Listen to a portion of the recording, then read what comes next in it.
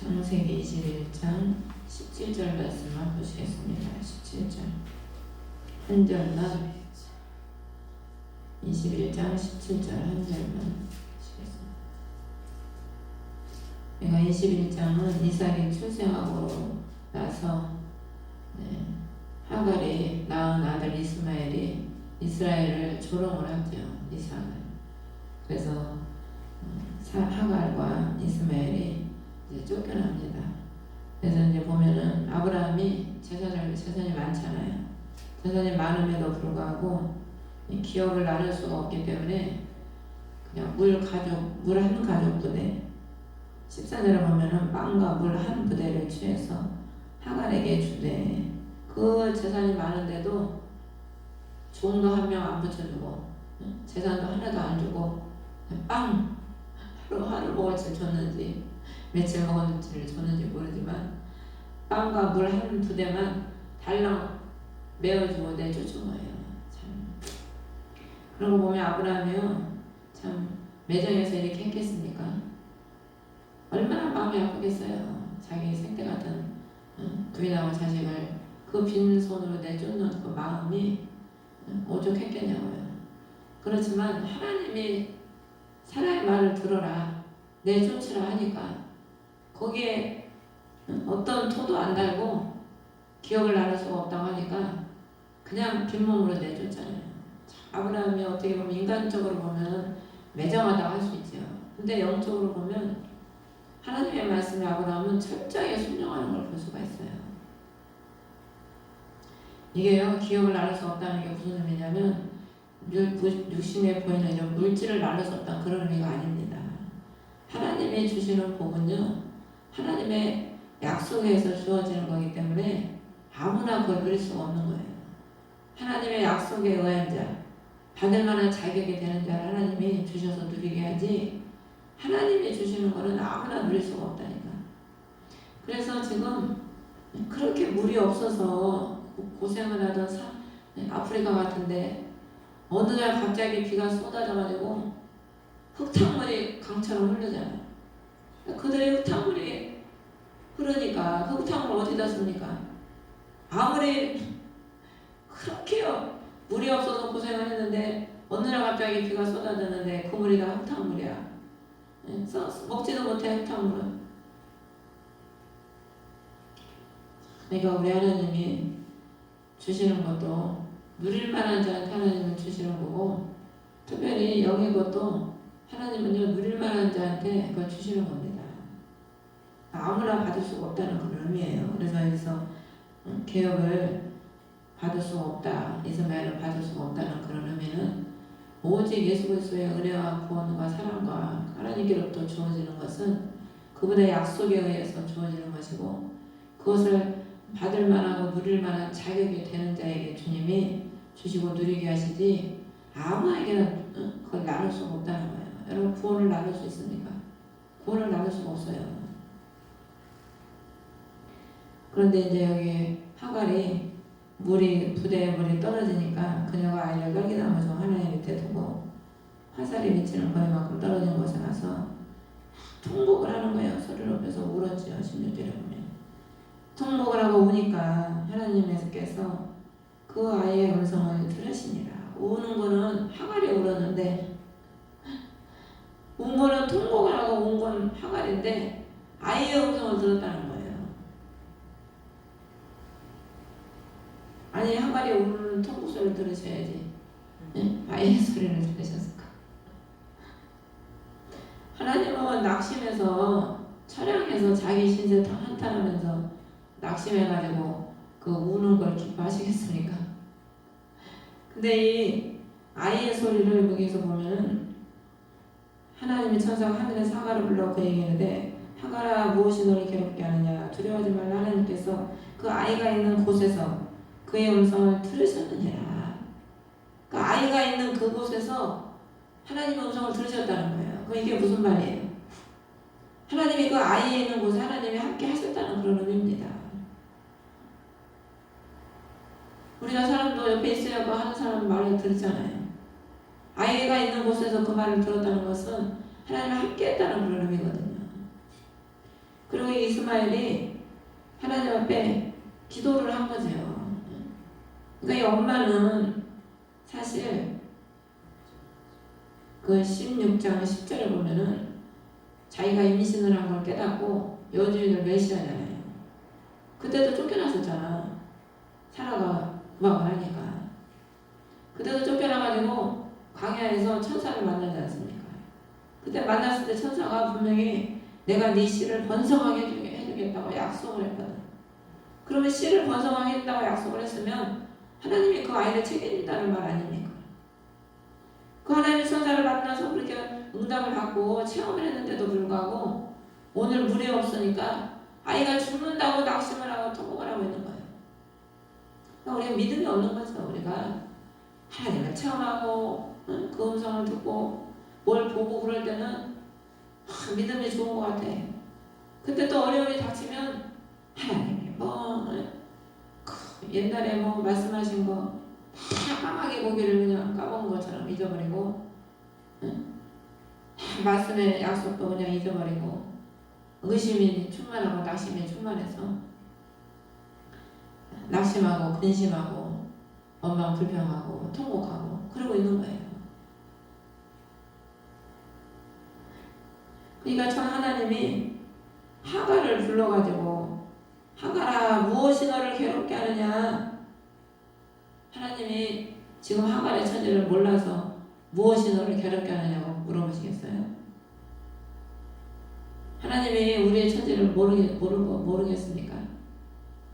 우리 머리털도 세시는 분이신데 우리 형편, 우리 사정, 우리 마음 사람은 몰라줘도 하나님은 너무 잘하시죠. 지금 하갈이 물이 없고 먹을 게 없고 지금 다 죽게 생겼는데 아들하고 하나님이 그걸 몰라서 찾아오셔가지고 누구 약 올리는 것도 아니고 하갈아 너가 왜 괴롭냐? 무엇이 너를 괴롭게 하느냐? 여러분 무엇이 여러분을 괴롭게 합니까? 저 왼수 같은 인간이 나를 괴롭혀. 돈이 없어서 괴로워? 돈이 없어서 괴롭고 누구 때문에 괴롭고. 근데 따지고 보면은요 내가 믿음이 없어서 괴로운 겁니다. 여기서도 보면 하갈이요 그 첫 번째 하나님의 천사를 만났을 때 하나님의 약속해 준 그 말씀을 믿었다면 죽는다고 통곡하고 있었겠어요? 울 일이 없어. 울 일이 기뻐해야지. 오히려 우리도 불신이 우리를 괴롭게 하는 거예요. 사실 내 자아가 나를 괴롭히고 내 아집, 내 고집이 나를 괴롭히는 거지. 우리가 진짜 하나님을 신실하게 믿고 그분의 약속을 믿고 죽어도 살다는 그 약속을 우리가 믿고 없어도 있게 하신 하나님, 죽은 자도 살리신 하나님, 사막에 강을 내신 하나님, 그 하나님 우리가 진짜 믿는다면 뭐가 괴롭겠습니까? 기쁘죠. 근데 우리가 믿지를 못해. 말로는 맨날 주여는 얼마나 잘 찾는지. 입만 벌리면 주여가 자동으로 나와 그냥 습관처럼. 그러니까 예수님이 오죽하면 제자들한테 너희는 어쩜 그렇게 나한테 주여 주여 하면서 내 뜻대로는 살지 못하냐. 그러니까 하나님이요 이 말씀하시는 이유가 도대체 너 괴로울 일이 뭐 있냐 그거 지금 물어보는 거예요. 뭐가 너를 그렇게 괴롭히냐. 왜 괴롭냐 이거요. 내가 함께 하는데 내가 네 아들을 살려준다고 했고 내가 네 아들을 큰 민족을 이뤄준다고 했는데 뭐가 도대체 괴롭냐 이거죠. 우리는 하나님을 믿으니 나를 믿으라. 내 아버지 집에 거할 것이 많도다. 우리 하나님을 믿으면 괴로울 일이 없어요. 평강의 하나님, 기쁨의 하나님, 우리에게 희락을 주신 하나님인데 괴로울 일이 뭐가 있겠어요? 고난 중에도 기뻐하고 감사한 거지. 근데 하갈이 믿음이 없으니까 아들이 죽는 것만 보이는 거죠. 이스라엘 백성들이 믿음이 없으니까 입만 벌리면 뭐라 그래요? 죽겠나이다. 입만 벌리면 죽는데 부활의 하나님을 못 믿으니까, 없는 것도 있게 하신 하나님을 우리가 못 믿으니까 입만 벌리면 죽는다, 안 된다, 자기 수준에서 하나님을 판단하는 겁니다. 그러니까 도저히 불가능한 거지. 우리 수준에서 보면, 내 믿음과 내 수준에서의 하나님을 보면 도저히 안 돼. 근데 하나님은 자신의 뜻을 이루시잖아요. 그래서 하나님이 우리에게도 지금 물어보시는 거죠. 무엇이 너를 괴롭게 하느냐. 근데 그 괴로움의 본질이 돈이 없고 누가 사람이 나를 괴롭히고 찌르고 이래서 괴로운 게 아니고, 그 괴로움의 본질은 우리가 하나님을 제대로 믿지 못하는 불신 때문이라는 거예요. 불신 때문이고, 구원하신 하나님, 축복하신 하나님, 함께 하신 하나님, 인도하신 하나님을 못 믿으니까 내가 염려해야 되고, 내가 뭘 해야 되고, 내가 뭘 쌓아야 되고, 내가 뭘 해야 되니까 얼마나 괴로워요. 그러니까 세상 사람들은 다 수고하고 무거운 짐을 지고 사는 거예요.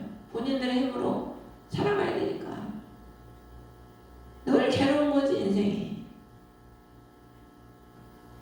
근데 우리는 우리 주님께서 우리의 수고하고 무거운 짐을 다 청산해 주시고, 너희는 무엇을 먹을까, 무엇을 마실까, 무엇을 입을까 염려하지 말아라. 네 아버지께서 다 있어야 될 것을 아시느니라. 오직 그 나라와 의를 구하라. 그 나라와 의가 뭡니까? 예수 그리스도예요. 그 우리 안에 주의 나라와 의가 이루어지기를 기도해야 되는 겁니다. 그게 가장 중요한 거예요. 하나님 나라를 먹고 마시는 곳에 있는 것이 아니라 성령 안에서 의와 희락과 화평이라고 그러거든. 그러니까 내 안에 하나님 나라, 그 의, 그게 이루어지면 먹고 마시는 것 때문에 염려가 안 된다니까. 그 나라의 평강과 희락과 기쁨이 내 안에서 충만해요. 그러니까 눈에 보이는 게 없어도 괴로울 일이 없는 거야. 평안한 거죠. 예수님이 제자들에게 부활하셔서 오셔서 두려워서 문 잠그고 그냥 나가지도 못하고 그 갇혀있는 제자들한테 딱 오셔서 처음에 하신 말씀이 뭡니까? 제일 먼저 오셔서 뭐라고 그러셔요? 평강이 있을지어다 그러잖아요. 평강이 없으면 다 괴로워. 다 보는 것도 괴롭고 만나는 것도 괴롭고 다 나한테 괴로운 거죠. 그래서 우리가 막 괴롭고 힘들 때도 주님 앞에 나와서 기도하면 주님이 우리의 그 괴로운 마음을 평강의 마음으로 바꿔주시잖아요. 얼마나 사랑의 하나님이시라. 우리가 연약해서 괴로워하고 슬퍼하고 낙심하고 근심하면 주님은 또 은혜를 주셔서 우리의 그 마음을 평강으로 다 바꿔주셔가지고 밭을 갈아엎듯이 싹 바꿔가지고 기쁜 마음으로 하나님이 또 채워주시잖아요.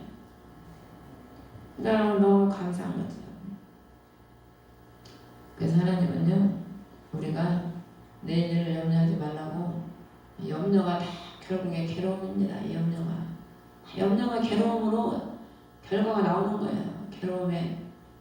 염려가 결과물의 괴로움이죠.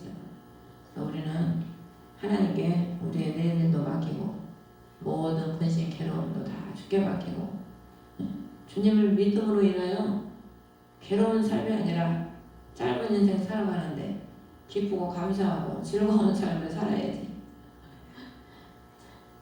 세상 사람들이야 못 믿으니까 그냥 괴로워하고 근심하고 걱정한다고 하지만 우리는 믿는데도 그냥 근심 걱정을 떨쳐버리지 못해. 믿는다고 하면서도. 그래서 우리는 불신으로 인해서 우리 스스로를 괴롭히지 말고 예수 그리스도를 온전히 믿고 그 예수 그리스도를 온전히 우리가 누림으로 인해서 여러분의 평강을 누리고 기쁨을 누리고 그 나라와 의를 누리는 여러분 되시기를 주의 이름으로 축원합니다. 주의 이름으로 예배를 마치겠습니다. 하늘에 계신 우리 아버지, 이름이 거룩하게 받으시고